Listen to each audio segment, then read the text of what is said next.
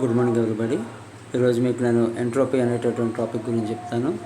Entropy ఇది థర్మోడైనమిక్స్లో ఉష్ణగతిక శాస్త్రంలో అత్యంత ఇంపార్టెంట్ అయినటువంటి టాపిక్ అండి. ఎందుకంటే ప్రతి వస్తువు మనం ఇక్కడ ఉష్ణగతిక శాస్త్రంలోని వేడి చేస్తున్నాము అనేటటువంటి కాన్సెప్ట్ని కంపల్సరీగా మనం పరిగణలోకి తీసుకుంటాం. ఒక వస్తువుని వేడి చేస్తున్నాము అనేసి ఆ వేడి వలన వస్తువులని మార్పులు చేర్పులు జరుగుతాయి అని.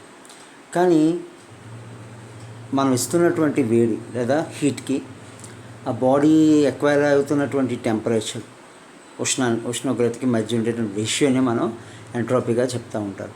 Okay, so see the blackboard. So entropy it is denoted by S తోటి చూపిస్తారు. అండ్ ఎలా కనుక్కుంటారు అంటే ఒక బాడీకి మనం ఇస్తున్నటువంటి హీట్, బాడీకి మనం ఎంతైతే హీట్ ఇస్తున్నామో ఆ హీట్ని బేస్ చేసుకొని అది ఎంతైతే టెంపరేచర్ని ఎక్వైర్ చేసుకుంటుంది అంతే టెంపరేచర్ పొందుతుంది. ఈ రెండింటి మధ్య ఉండే the ratio between the temperature of the body to the heat supplied is known as entropy. ఇస్తున్నటువంటి ఉష్ణానికి పొందుతున్నటువంటి ఉష్ణోగ్రతకి మధ్య గల నిష్పత్తిని ఎంట్రోపీగా చెప్తూ ఉంటాము. ఇది సాధారణంగా ఎప్పుడు స్థిరంగా ఉంటుందండి. ఒక సైక్లిక్ ప్రాసెస్, ఒక చక్రీయ ప్రక్రియలోని entropy is always zero. There is no change in entropy. Okay, so మన లాస్ట్ క్లాస్లో కార్నోట్ ఇంజిన్ గురించి మాట్లాడుకున్నాం కదా, కార్నోట్ థియరం. ఆ థియరం నుంచి మనం ఎంట్రోపీ కట్టవచ్చు. ఏ విధంగా అంటే అక్కడ మన Q1 Q2 రెండు ఈక్వేషన్లు వచ్చాయి కదా సైక్లిక్ ప్రాసెస్లోని, చక్రీయ ప్రక్రియలో Q1 Q2 వాల్యూస్ వచ్చాయి కదా. అందులో మనకి V3/V4 = V2/V1 అనే విషయం తెలుసు. సో ఆ రెండింటిని మనం సబ్స్టిట్యూట్ చేసుకుంటే Q1/T1 = -Q2/T2 అని వస్తుంది. దీన్ని ఏమొచ్చి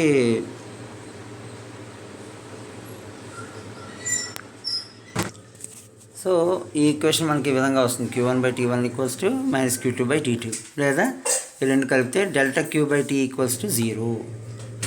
ఒక సైక్లిక్ ప్రాసెస్లోని చక్రీయ ప్రక్రియలో టీ వాల్యూ ఎప్పుడు కాన్స్టెంట్గా ఉంటుంది కాబట్టి, టీ వాల్యూ ఎప్పుడు స్థిరంగా ఉంటుంది కాబట్టి dQ/T = కాన్స్టెంట్. దాన్ని మనం డిఎస్తో చూపిస్తారు. ఇక్కడ ఎస్ని ఎంట్రోపీ అంటుంటాము. So dS = dQ/T or dQ = TdS. ఇదే మనకి సెకండ్ లా ఆఫ్ థర్మోడైనమిక్స్ అనమాట.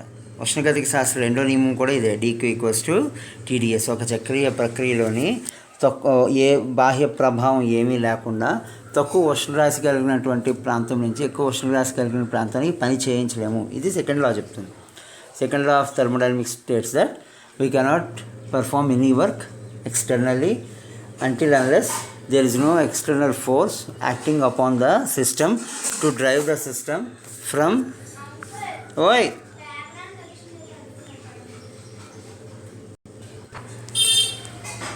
సో సైక్లిక్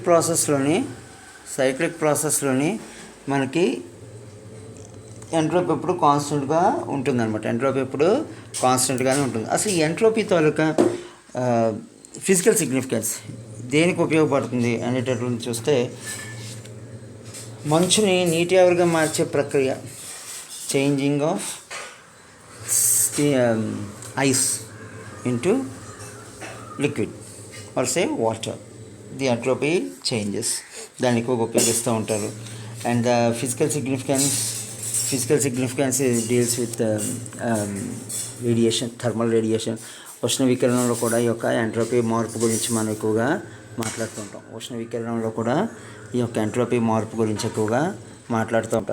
సో ఈ ఎంట్రోపీ అనేటటువంటిది ప్రకృతిలోని అత్యంత ముఖ్యమైనటువంటి ఒక న్యాచురల్ ఫోర్స్ అండి.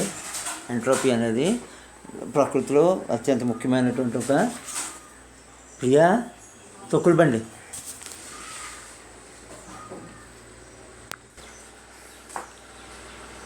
సో ఎడిబాటిక్ ప్రాసెస్, ఐసోథర్మల్ ప్రాసెస్, వీటన్నిటిలో కూడా ఎంట్రోపీ ఏ విధంగా చేంజ్ అవుతుంటుంది అనేటటువంటిది మీకు నెక్స్ట్ క్లాసెస్లోని ఎక్స్ప్లెయిన్ చేస్తామండి.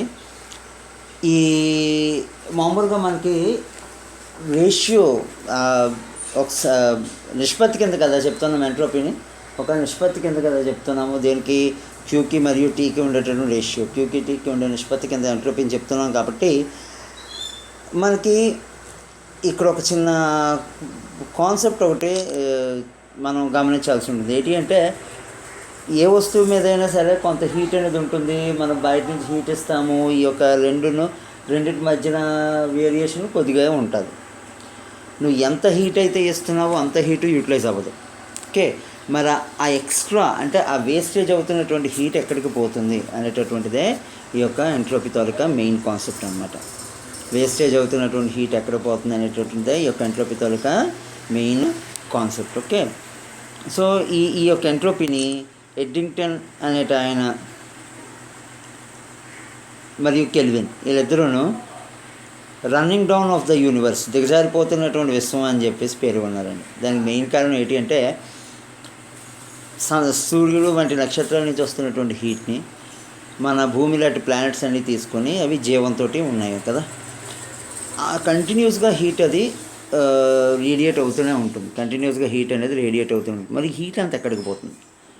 కొన్ని ప్లానెట్స్ మాత్రమే హీట్ని తీసుకుంటున్నాయి, మిగతావన్నీ అసలు పట్టించుకోవట్లేదు. అలాగే ఒక్కొక్క నక్షత్రం మధ్యన కొన్ని లక్షల కోట్ల కిలోమీటర్ల దూరం ఉంటుందని మీకు అందరికీ తెలిసిందే. సో ప్రతిదీ రిలీజ్ చేస్తున్నటువంటి హీటు ఏమైపోతుంది? ఓకే, సో ఒకసారి మనకి యూటిలైజ్ చేసుకునేటటువంటి హీట్ లేదా లభ్యమయ్యే శక్తి అంటాము, అది చివరికి జీరో అయిపోతుంది. దీన్నే మనం ఉష్ణీయ మరణము లేదా హీట్ డెత్ అంటారు. ఓకే, అంటే దీని అర్థం ఏంటంటే విశ్వంలో శక్తి మొత్తం అంతా నాశనం అయిపోవడం అని కాదండి.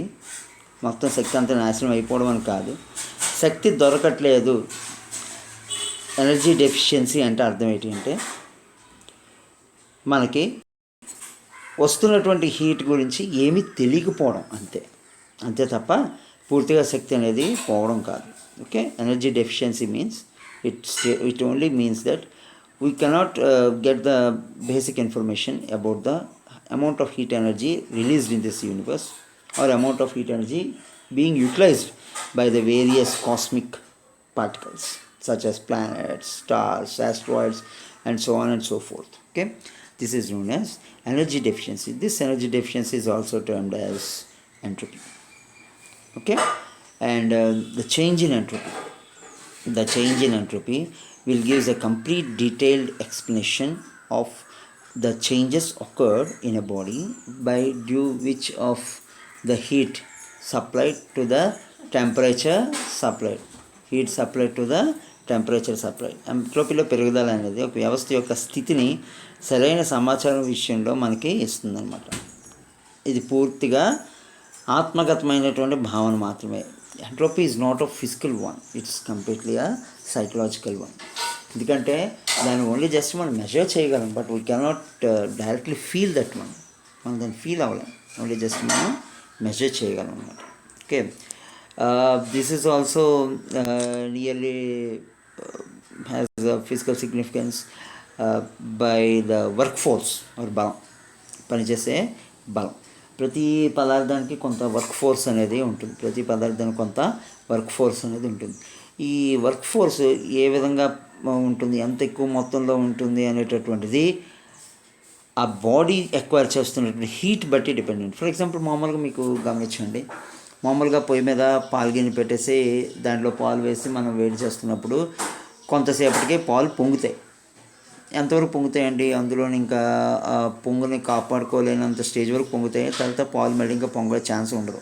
ఓకే, అదే దాని వర్క్ ఫోర్స్ ఉంటుంది.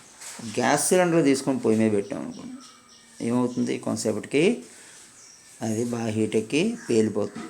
సో దేని తాలూకా ఫోర్స్ బలం ఎక్కువ, సిలిండర్దా పాలు పొంగుదా? మామూలుగా డైరెక్ట్గా మనం చూసినట్లయితే ఎక్కువ బలం ఉపయోగించుకున్నప్పుడు అది ఎక్కువ మొత్తంలో డిస్ట్రక్షన్ కలుగజేస్తుంది, డివాస్టేషన్ని కలుగజేస్తుంది కదా. సో ఈ పాల పొంగు నుంచి వచ్చేటటువంటిది చాలా తక్కువ ఉంటుందండి. ఈ గ్యాస్ సిలిండర్ పేలింది మాత్రం బిల్డింగ్లు కూల్చేసేటంత, పెద్ద పెద్ద గోడలు కణాలు పెట్టేసేటంతగా ఉంటుంది మేడం. సో ఈ వర్క్ ఫోర్స్ అనేది పూర్తి స్థాయిలో మనకి ఎంట్రోపీని చాలా స్పష్టంగా ఇస్తుందండి. నువ్వు తీసుకుంటున్న మొత్తం ఎనర్జీ అంతా చేంజ్ అవ్వదు, టెంపరేచర్ కింద మారదు, కొంత మొత్తంలో బయటకు పోతుంది. సో కొద్ది భాగం మాత్రమే నీకు బాడీ వర్క్ చేస్తుంది. సో ఈ క్యూకి డబ్ల్యూ క్యూకి టీకి ఉండే రేషియో కింద మనం ఎంట్రోపీని చెప్పుకోవచ్చు అనమాట. మిగతాది నెక్స్ట్ క్లాస్లో మనం చూసుకుందామండి. Okay, thank you one and all.